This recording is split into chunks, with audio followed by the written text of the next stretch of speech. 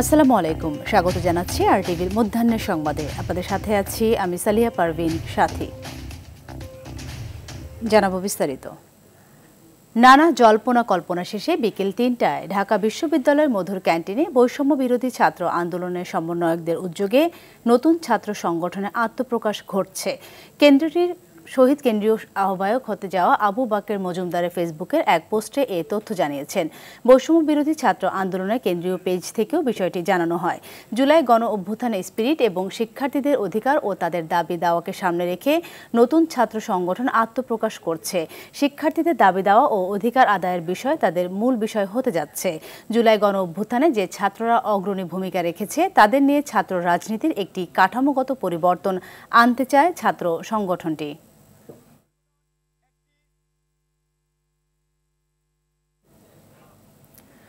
মানবতা বিরোধী অপরাধের মামলায় জামায়াত নেতা এটিএম আজহারুল ইসলামের মৃত্যুদণ্ডের রায়ের বিরুদ্ধে আপিলের অনুমতি দিয়েছেন সর্বোচ্চ আদালত। আগামী ২২ এপ্রিল এ বিষয়ে শুনানির দিন ধার্য করা হয়েছে। সকালে প্রধান বিচারপতির নেতৃত্বে ৫ বিচারপতির আপিল বেঞ্চ এ আদেশ দেন। আজহারের পক্ষে শুনানি করেন আইনজীবী ব্যারিস্টার এহসান আবদুল্লাহ সিদ্দিকী। এর আগে গতকাল মানবতা বিরোধী অপরাধের মামলায় জামায়াত নেতা এটিএম আজহারুল ইসলামের মৃত্যুদণ্ডের রায়ের বিরুদ্ধে রিভিউ আবেদনের প্রথম দিনের শুনানি শেষ হয়। গত ২৩ ফেব্রুয়ারি মানবতা বিরোধী অপরাধের মামলায় জামায়াত নেতা এটিএম আজহারুল ইসলামের মৃত্যুদণ্ডের রায়ের বিরুদ্ধে রিভিউ আবেদনের শুনানির জন্য মঙ্গলবার ধার্য করেন আপিল বিভাগ। ২০১৪ সালে ৩০ ডিসেম্বর আজহারকে ফাঁসিতে ঝুলিয়ে মৃত্যুদণ্ডাদেশ দেন আন্তর্জাতিক অপরাধ ট্রাইব্যুনাল।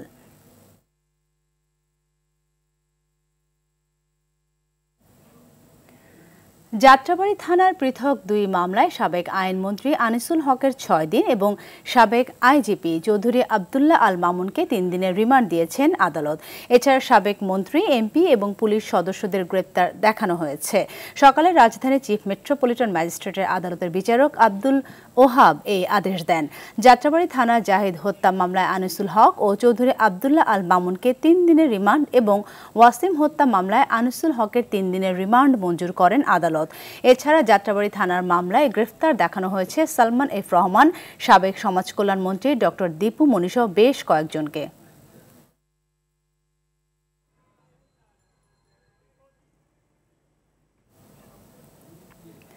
রাজধানীর বিভিন্ন এলাকায় নিরাপত্তা তল্লাশি চালিয়েছে যৌথ বাহিনী। ধানমন্ডি, বিজয় সরণি সহ বিভিন্ন এলাকায় চেকপোস্ট বসিয়ে তল্লাশি চালায় আইনশৃঙ্খলা বাহিনীর সদস্যরা।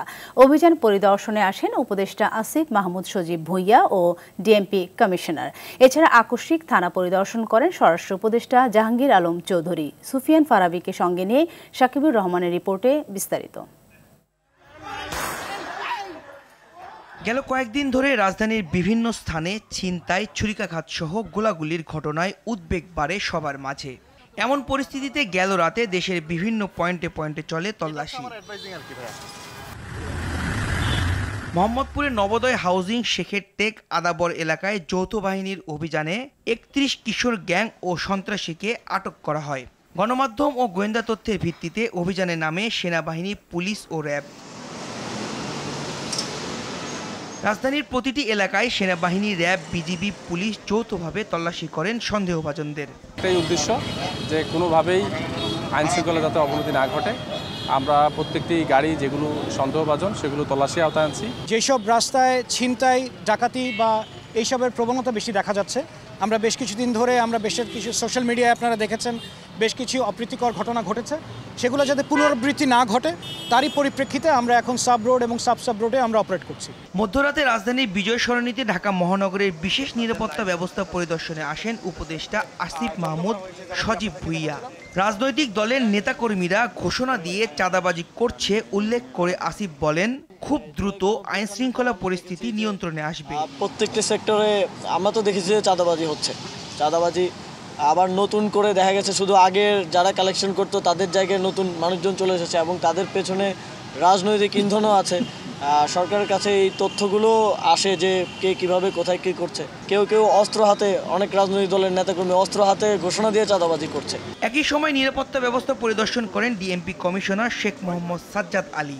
প্রতিরোধ গড়ে তুলতে বললেও আইন নিজের হাতে তুলে না নেয়ার আহ্বান জানান। ছিনতাইয়ের প্রবণতা একটু বৃদ্ধি পাওয়ায় এবং দু একটি ঘটনা ভাইরাল হওয়ায় আমরা ছিনতাইকারী এবং চাঁদাবাজদের বিরুদ্ধে ব্যাপক অভিযান শুরু করেছি। কোনোভাবেই ঢাকাবাসীকে আইন হাতে উঠায় নিতে বলতেছি না। এদিকে রাজধানীর বিভিন্ন এলাকায় আইনশৃঙ্খলা পরিস্থিতি স্থিতিশীল রাখতে পুলিশের কার্যক্রম আকস্মিক পরিদর্শন করেন স্বরাষ্ট্র উপদেষ্টা জাহাঙ্গীর আলম চৌধুরী। শাকিবুর রহমান, RTV, ঢাকা। চট্টগ্রামের ডাবলমুরিং থানা এলাকায় এক ডাকাত দলকে ধরতে গিয়ে ছুরিকাঘাতে আহত হয়েছেন 2 পুলিশ সদস্য। মঙ্গলবার দুপুরে বারেক বিল্ডিং মোড়ে পরিত্যক্ত একটি জায়গায় অভিযান চালানোর সময় এ ঘটনা ঘটে। পুলিশ জানায়, ছিনতাই করা অর্থ ভাগাভাগি করছিল একদল ডাকাত। গোপন সংবাদের ভিত্তিতে 6 জনের অবস্থান নিশ্চিত হয়ে অভিযান চালায় ডাবলমুরিং থানা পুলিশ। অভিযানে মনির ও মেহেদি নামে 2 জনকে আটক করা হয়। বাকিদের ধরতে গেলে ছুরি দিয়ে পুলিশের উপর হামলা করে পালিয়ে যায় 4 জন। এ সময় সাব ইন্সপেক্টর জামিল ও সাব ইন্সপেক্টর নজরুল ছুরিকাঘাতে গুরুতর আহত হন। তাদেরকে চট্টগ্রাম মেডিকেল কলেজ হাসপাতালে ভর্তি করা হয়েছে।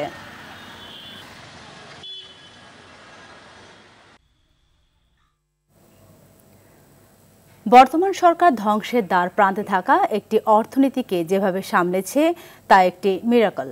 আদানি, শেভরন সহ বড় বড় বিদেশি কোম্পানিগুলোকে বিগত সরকার প্রফিট রিক্রিয়েট করতে না দেওয়ায় দেশে বৈদেশিক বিনিয়োগ বড় একটা ক্ষতি হয়েছে বলে জানান প্রেস সচিব শফিকুল আলম। সকালে রাজধানীর শেরেবাংলা নগরে পরিকল্পনা কমিশন অডিটোরিয়ামে সরকারের উন্নয়ন কর্মকাণ্ড নিয়ে আয়োজিত এক সেমিনারে এসব কথা বলেন তিনি। বলেন, শক্তির সঠিক ব্যবস্থাপনা না করা গেলে দেশের অর্থনীতি বেসামাল হয়ে পড়বে।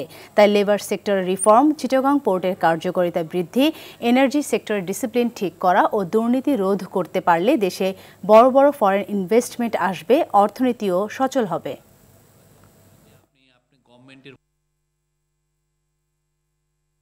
ইকোনমির সবচেয়ে মূল কাজটা কি? মূল যে ফায়ারিং পাওয়ারটা হচ্ছে এনার্জিটাকে ফিক্স না করতে পারলে কোনো ইকোনমি এফিশিয়েন্ট হতে পারে না। আপনার এনার্জি প্রাইস হাই হলে কেউ এখানে ইনভেস্ট করবে না। আপনার দেখেন ক্যাপাসিটি চার্জে যে সিস্টেমটা করা হলো, এটা পুরোটাই হচ্ছে একটা মানে ডাকাতির বন্দোবস্ত। এই ডাকাতির বন্দোবস্ত থেকে আপনি যেই জায়গাটায় নিয়ে আসেন এবং আপনার এনার্জি প্রাইস বাড়ছে, আপনার ইলেকট্রিসিটি প্রাইস বাড়ছে, আপনার পুরো বাংলাদেশের যে ইনভেস্টমেন্টটা দরকার সেইটার উপর নির্ভর করছে যে আপনি কি এনার্জি প্রাইসে আপনি এনার্জি দিতে পারছেন। নারায়ণগঞ্জের ফতুল্লায় বায়াজিদ নামে এক শিশুকে অপহরণের পর মুক্তিপণের টাকা না পেয়ে শ্বাসরোধ করে হত্যা করা হয়েছে। রাতে দাপা ইদ্রাকপুর শৈলকুড়া এলাকায় শাহাবুদ্দিন হাজির ইটভাটার পরিত্যক্ত জায়গা থেকে শিশুর মরদেহ উদ্ধার করে পুলিশ। নিহত বায়াজিদ ফতুল্লা রেল স্টেশন এলাকার সাইফুল আকনের ছেলে। পুলিশ জানিয়েছে, 24 ফেব্রুয়ারি সন্ধ্যায় চটপটি খাওয়ানোর কথা বলে প্রতিবেশী ফেরদৌস বাসার সামনে থেকে ডেকে নিয়ে যায় বায়াজিদকে। রাতে নিহত শিশুটির বাবাকে ফোন করে 50,000 টাকা মুক্তিপণ দাবি করে। এই ঘটনায় শিশুর বাবা বাদী হয়ে ফতুল্লা মেডিকেল থানায় একটি অভিযোগ করেন। পরে পুলিশ অভিযান চালিয়ে ফেরদৌসকে কিশোরগঞ্জের করিমগঞ্জ থেকে আটক করে।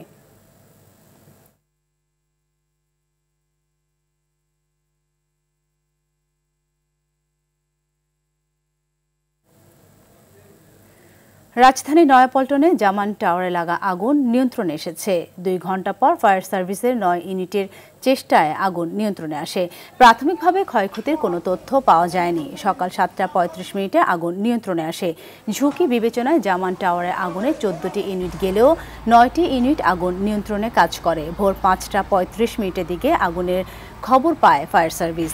ভবনটির 4 তলায় ও 5 তলা থেকে আগুনের সূত্রপাত হয়। ভবন থেকে 2 জন পুরুষকে জীবিত উদ্ধার করা হয়।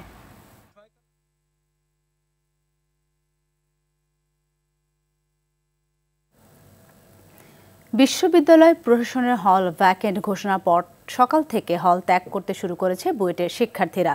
তারা জানান, সার্বিক নিরাপত্তার স্বার্থে বাড়ি চলে যাচ্ছেন। তবে আন্দোলনকারী শিক্ষার্থীরা বলেন, হল ত্যাগ না করে দাবি আদায় না হওয়া পর্যন্ত আন্দোলন চালিয়ে যাবেন। এর আগে মঙ্গলবার রাতে ভিসির বাসভবনে 99তম সিন্ডিকেট সভায় সার্বিক নিরাপত্তার কারণে বিশ্ববিদ্যালয়ের সকল শিক্ষার্থীকে হল ত্যাগের নির্দেশ দেওয়া হয়। বিশ্ববিদ্যালয়ের এই সিদ্ধান্তের প্রতিবাদে বিক্ষুব্ধ শিক্ষার্থীরা রাতে ক্যাম্পাসে বিক্ষোভ মিছিল বের করে। এ সময় আন্দোলনকারী শিক্ষার্থীরা প্রশাসনের সিদ্ধান্ত প্রত্যাহার করে হল ত্যাগ করবে না বলে জানায়। আমরা হচ্ছে ততক্ষণ ক্যাম্পাসে ব্যাক করব না যতক্ষণ পর্যন্ত আমাদের ভিসি স্যার মানে আমাদের মূল যে 6টা দাবি সেই 6টা দাবি পূরণ হবে। যেহেতু মানুষ কম ক্যাম্পাসে, সেফটির একটা ইস্যু থাকে। এছাড়াও অনেকের দেখা যায় যে হয়তো প্ল্যানই ছিল যে এরকম একটা সময় চলে যাবে, এই কারণে অনেকে চলে যাচ্ছে। আমাদের হলে নিরাপত্তার জন্য, আর যেহেতু মেয়ে তাড়াতাড়ি বাসায় ফিরতে হবে, সবাই অনেক টেনশন। দর্শক, এ বিষয়ে বিস্তারিত জানাতে খুলনা প্রকৌশল ও প্রযুক্তি বিশ্ববিদ্যালয় থেকে আমাদের সাথে সরাসরি যুক্ত হচ্ছেন সহকর্মী SM মনিরুজ্জামান। মনির, কুয়েটে সব শিক্ষার্থীরা কি ইতিমধ্যে হল ছেড়ে গেছে কিনা, আর তাদের দাবি আদায় নিয়ে সর্বশেষ কি তথ্য আছে আপনার কাছে? হ্যাঁ সাথী, যেমনটা বলছিলেন, খুলনা প্রকৌশল ও প্রযুক্তি বিশ্ববিদ্যালয়ের শিক্ষার্থী এবং প্রশাসনের মধ্যে কিন্তু এই মুহূর্তে দ্বন্দ্ব চলছে। প্রশাসন গতকাল শিক্ষার্থীদের সময় বেঁধে দিয়েছিল হল ত্যাগ করার জন্য, আজ সকাল 10টা পর্যন্ত। আজ সকাল থেকেই কিন্তু কিছু কিছু শিক্ষার্থী হল ত্যাগ করে যার যার নিরাপদ স্থানে চলে গিয়েছেন। তবে এখন পর্যন্ত অনেক শিক্ষার্থী হল ত্যাগ করেননি, তারা হলে রয়েছেন এবং তারা জানিয়েছেন যতক্ষণ পর্যন্ত তাদের 6 দফা বাস্তবায়ন না হবে ততক্ষণ তারা আন্দোলন চালিয়ে যাবেন। আমি কিছুক্ষণ আগে কথা বলেছিলাম একজন আন্দোলনরত শিক্ষার্থীর সাথে। তিনি বলেছেন যে রমজান মাসে তাদের আন্দোলন বন্ধ থাকলেও ফেসবুক সহ অন্যান্য মাধ্যমে তাদের আন্দোলন চালিয়ে যাবেন। পরবর্তীতে ভার্সিটি খুললে তারা কিন্তু তাদের এই আন্দোলনে ধারাবাহিকতা রাখবেন, তারা কোনো প্রকার ক্লাস করবেন না এবং যতক্ষণ পর্যন্ত ভিসির পদত্যাগ না হবে ততক্ষণ তারা তাদের এই 6 দফা বাস্তবায়নের জন্য আন্দোলন চালিয়ে যাবেন বলে কিছুক্ষণ আগেও একজন ছাত্র জানিয়েছেন। তবে প্রশাসনের পক্ষ থেকে কিন্তু ছাত্রদের যে 10টা পর্যন্ত সময় বেঁধে দেওয়া হয়েছিল, 10টার পরে এখন পর্যন্ত সময় ছাত্ররা সকলে হল না ছাড়লেও প্রশাসন এখন পর্যন্ত কিন্তু নীরব ভূমিকা পালন করছে। তবে গেটের বাইরে কিন্তু বেশ কিছু পুলিশ সদস্য জড়ো হয়ে অবস্থান নিয়েছেন। তবে অনেকেই ধারণা করছিলেন যে সকালে ছাত্র এবং প্রশাসন মুখোমুখি অবস্থান নেবে, একটি সাংঘর্ষিক পর্যায়ে যেতে পারে। তবে প্রশাসনের নীরবতা থাকার কারণে ছাত্ররাও কিন্তু এই মুহূর্তে অনেকটা নীরব অবস্থান নিয়েছেন। তারা হলে থাকলেও কিন্তু কোনো প্রকার মিছিল বা অন্য কিছু করছেন না বলে তারা জানিয়েছেন। সাথী, এই ছিল খুলনা প্রকৌশল ও প্রযুক্তি বিশ্ববিদ্যালয় থেকে ছাত্রদের আন্দোলনের সর্বশেষ তথ্য। সাথী, ধন্যবাদ আপনাকে। 4 দিনের সফরে আগামী 13 মার্চ ঢাকায় আসছেন জাতিসংঘ মহাসচিব অ্যান্তোনিও গুতেরেস। স্থানীয় সময় মঙ্গলবার এক সংবাদ বিজ্ঞপ্তিতে নিউ ইয়র্কে জাতিসংঘে বাংলাদেশের স্থায়ী মিশন এ তথ্য জানায়। বিজ্ঞপ্তিতে বলা হয়, জাতিসংঘ মহাসচিবের দপ্তর আগামী 13 থেকে 16 মার্চ মহাসচিব অ্যান্তোনিও গুতেরেসের আনুষ্ঠানিক বাংলাদেশ সফরের বিষয়টি নিশ্চিত করেছে। বাংলাদেশের অন্তর্বর্তী সরকারের প্রধান উপদেষ্টা ডক্টর মোহাম্মদ ইউনূসের আমন্ত্রণের প্রেক্ষিতেই ঢাকা সফর করবেন জাতিসংঘ মহাসচিব।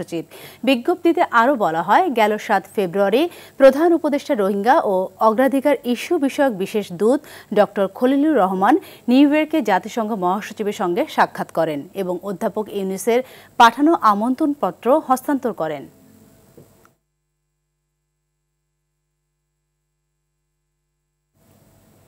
এবারে আন্তর্জাতিক প্রসঙ্গ।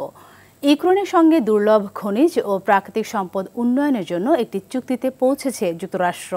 মঙ্গলবার হোয়াইট হাউসে কথা জানান মার্কিন প্রেসিডেন্ট ডোনাল্ড ট্রাম্প। চুক্তি স্বাক্ষর করতে আগামী শুক্রবার ইউক্রেনের প্রেসিডেন্ট ভলোদিমির জেলেনস্কি যুক্তরাষ্ট্র সফরে আসছেন। চুক্তিটি $1 ট্রিলিয়ন হতে পারে বলে উল্লেখ করে ট্রাম্প বলেন, চুক্তির বিনিময়ে ইউক্রেন লড়াইয়ের অধিকার পাবে। শুরুতে ইউক্রেনের খনিজ সম্পদের উপর $50,000 কোটি মালিকানা দাবি করেছিল যুক্তরাষ্ট্র। পরে এ দাবি থেকে সরে আসায় খনিজ চুক্তির শর্তগুলোতে সম্মত হয় ইউক্রেন।